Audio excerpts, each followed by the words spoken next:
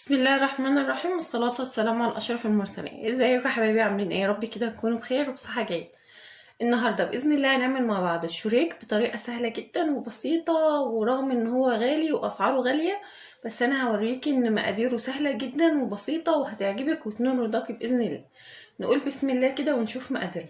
عندي هنا كوباية من الحليب، عندي نص كوباية من الزيت، عندي هنا 2 بيضة، خدت الصفار بيضة ده هنركنه على جنب عشان ندهنه بالوش، وحطيت البياض بتاعها على البيضة التانية، ومعاهم ربع معلقة من الفانيليا، وعندي كمان هحتاج معلقة من الخل. طبعا احنا عارفين ان الخل لو فيه اصلا اي اثر لزفارة البيض هو بيقضي عليها، وكمان بيكون مادة رافعة كده للمخبوزات وبيديها طراوة حلوة. وهحتاج معلقة صغيرة من البيكنج باودر عشان ترفع لي العجينة اكتر وتنفشها لي. عندي هنا نص كوباية من السكر، عندي حوالي معلقة كبيرة من الخميرة الفورية او حوالي 10 جرام من الخميرة البيرة، لو دي متاحة ماشي، لو دي متاحة مفيش اي مشكلة. وعندي رشة صغننة كده ربع معلقة من الملح عشان السنة وكده وتظبط لي طعامة المخبوزات. تمام، نقول بسم الله كده نشوف هنبدأ ازاي. هجيب هنا بقى بولة وهحط فيها البيض بتاعي وهضربه كويس. بسم الله، المنظر ده كده. وبعدين هحط السكر، عندي نص كوباية السكر، لو انت حابة كمان تقللي عن كمية السكر دي مفيش اي مشكلة، ده شيء يرجع، بس هي يعني نص كوباية بتديلها طعم حلو كده، لان العجينة اساسا اصلها بيكون مسكر، والخميرة والملح.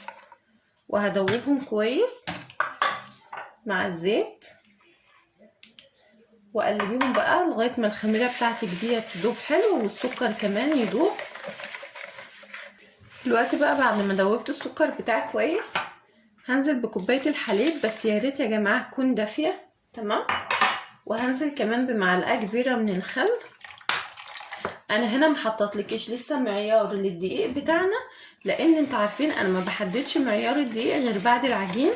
على العموم انا بكون مجهزه جنبي مني 4 كوبايات من الدقيق، هشوف يا اما هحتاجهم كلهم يا اما هيكون اقل يا اما هزود، بس بعد ما اخلص عجين باذن الله هقولك انا احتاجت كام، حطيت كام كوبايه من الدقيق للمعيار بتاعي ده. تمام،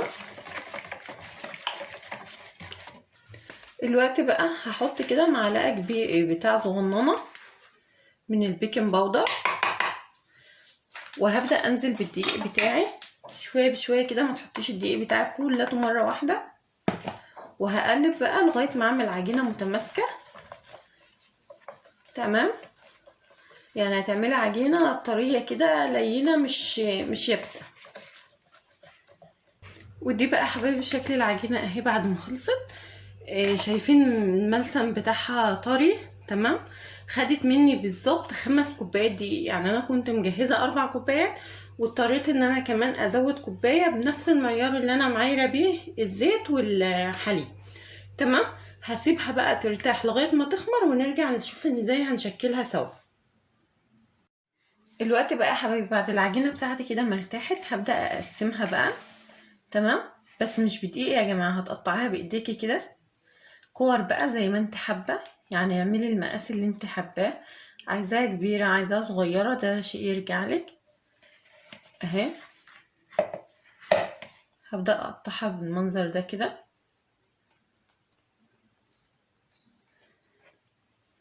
وهخلص تقطيع بقى وارجع لك.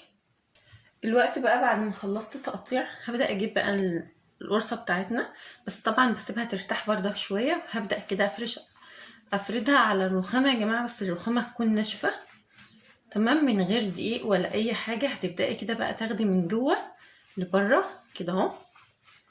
سهله جدا وبسيطه، بس هي هتاخد منك شويه وقت وبالراحه عشان العجينه ما تتقطعش منك، وهتفرديها على قد ما تقدري، بس المهم انها ايه ما تتقطعش منك.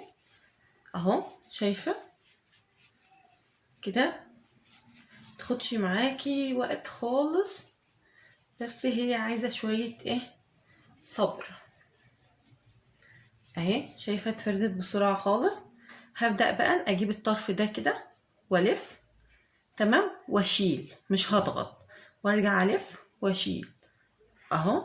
شايفه كده بكل سهوله خالص اهو اهو اهو يا جماعه. شايفه اهو. بالنسبه بقى للحته الاخرانيه دي هحطها تحت كده، تحت القرصه بالمنظر ده كده، ودي بيكون شكلها تمام.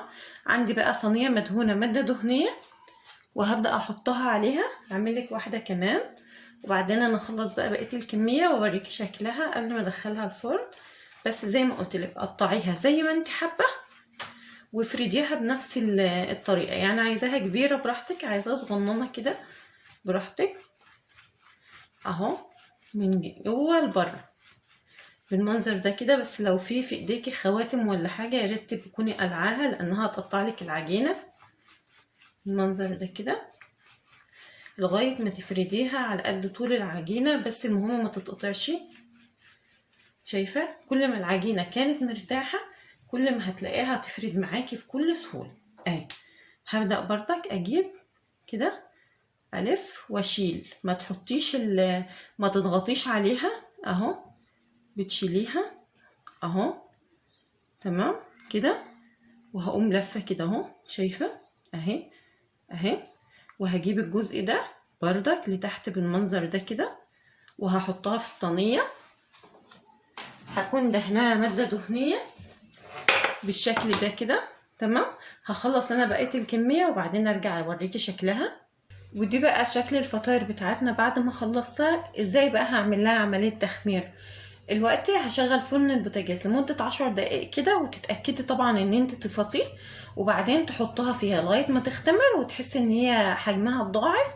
بعد كده هنرجع ندهن وشها ونرجع ندخلها الفرن بقى ان شاء الله. الوقت بقى يا حبايبي بعد الفطاير بتاعتنا ما اختمرت بالمنظر اللي انتوا شايفينه ده، بكون مجهزه هنا صفار بيضه وعليه شويه من الحليب وشويه كده من الفانيليا، وهبدا بقى ادهنها بالراحه بالراحه خالص عشان طبعا كلات اللي منفوخ ده هوا، لو اتكيتي عليها هتقوم هترجع تنزل تاني، فبالراحه تمام. ودهنيها بقى كده من جميع الاتجاهات. الفطاير بتاعتنا دي هتدخل على درجه حراره 180 بس كفايه عليها. الفرن شغال من تحت ومن فوق على الهادي كده يا جماعه، يعني ايه ما تحاوليش ان الوش يتحرق منك. وكمان لو انت فرنك ما بيشتغلش غير من تحت بس ما فيش اي مشكله، هتديها لون من تحت وبعد كده هترجعي تحمريها من فوق كده بالمنظر ده. هدهنها كويس اهو، بس زي ما قلتلك بالراحه خالص. وانت بقى وراحتك، حابه تعمليها صغننه زي كده ماشي، مش عايزه تقدري تكبريها زي ما انت عايزه. الوقت بقى عندك اختيارات، يا اما تحطي عليها كده شويه من السمسم بالمنظر ده، يا اما لو مش عايزه سمسم تقدري تحطي سكر. هي عامه بتكون حلوه جدا بالسكر وبيكون طعمها حلو جدا اهو، يا اما سكر يا اما سمسم زي ما انت عايزه. هخلصها بقى وادخلها الفرن زي ما قلت لك على درجه حراره 180. خديها بالهادي كده عشان مش عايزه وشها يتحرق منك، وان شاء الله لما تطلع اوريكي شكلها النهائي. ودي بقى حبايبي شكل الفطاير بتاعتنا بعد ما طلعت من الفرن. بس اهم حاجه اول ما تطلع من الفرن بفوطه نظيفه وتغطيها وتسيبيها كده شويه على ما تهدى عشان ترجع تطرى معاكي بالمنظر ده. شايفين يا جماعه ما شاء الله، يعني قطن قطن كده جميله، شايفين حلوه جدا جميله. تعالي كده افتحها لك من جوه، شايفه ما شاء الله يعني بتتكلم عن نفسها. شايفه مفتحه وجميله ازاي، حلوه جدا جدا جدا. والطريقه زي ما انتم شايفين بسيطه، مش هقول لكم طعمها ولا ريحتها عامله ازاي، في منتهى الجمال. بس خشي انت ان شاء الله وجربيها وهتعجبك جدا. ويا رب بقى الطريقه النهارده تكون عجبتكم. وان عجبكم ما تنسونيش في لايك واشتراك فضلا وليس امرا. مع السلامه ونتقابل في وصفات تانية كتيره باذن الله.